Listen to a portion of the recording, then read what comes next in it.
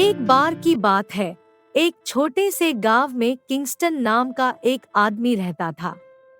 एक दयालु व्यक्ति होने के बावजूद किंगस्टन को उग्र स्वभाव से जूझना पड़ा, जिसके कारण वह अक्सर मुसीबत में पड़ जाता था।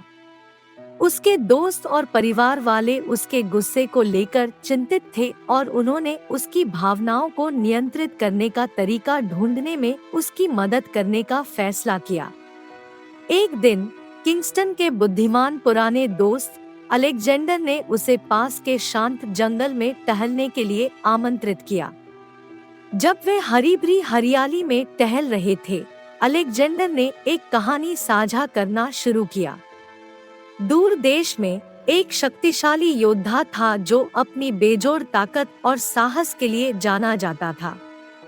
हालांकि उसके पास एक तलवार थी जिसमें एक अजीब गुण था। जब भी उसका मालिक क्रोध से भर जाता था तो यह तलवार आग की लपटों में घिर जाती थी। क्रोध उतना ही तीव्र होता था, आग की लपटें उतनी ही भयंकर। हाँ, क्रोध तलवार को जलाकर राख कर देता है, फिर तलवार बेकार हो जाती है। उत्सुक होकर किंगस्टन ने ध्यान से सुना जब अलेक्जेंडर ने आगे कहा, एक दिन योद्धा ने खुद को एक दुर्जय प्रतिद्वंद्वी का सामना करते हुए पाया।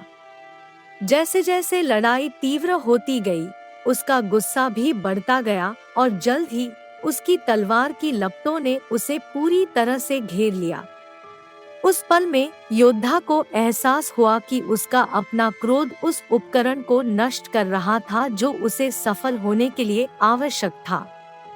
अलेक्जेंडर ने किंगस्टन की आंखों में देखते हुए कहा, किंगस्टन, हमारी भावनाएं उस योद्धा की तलवार की तरह है। क्रोध यदि अनियंत्रित हो तो हमें खा सकता है और सफलता और खुशी के हमारे मार्ग में बाधा बन सकता है। लेकिन योद्धा की तरह हमारे पास नियंत्रण और नियंत्रण करने की शक्ति है, हमारा गुस्सा। अगले सप्ताहों में अलेक्जेंडर ने किंगस्टन को क्रोध प्रबंधन के लिए विभिन्न तकनीकें सिखाईं। उन्होंने किंगस्टन को क्रोध बढ़ने पर गहरी सांस लेने, प्रतिक्रिया देने से पहले 10 तक गिनने और आवेगपूर्ण प्रतिक्रिया करने के बजाय अपनी भावनाओं को शांति से व्यक्त करने के लिए प्रोत्साहित किया। किंगस्टन ने अपने तरीके बदलने के लिए दृढ़ संकल्पित होकर इन तकनीकों का परिश्रमपूर्वक अभ्यास किया। समय के साथ किंगस्टन ने अपने भीतर एक परिवर्तन देखा।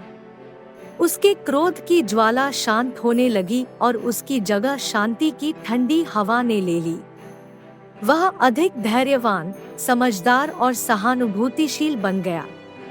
उनके जीवन में एक बार उथल-पुथल वाले रिश्ते सुधरने लगे और उन्हें अपने भीतर की नई शांति में सांत्वना मिली। कहानी का सार यह है कि यदि क्रोध को अनियंत्रित छोड़ दिया जाए तो यह विनाशकारी हो सकता है।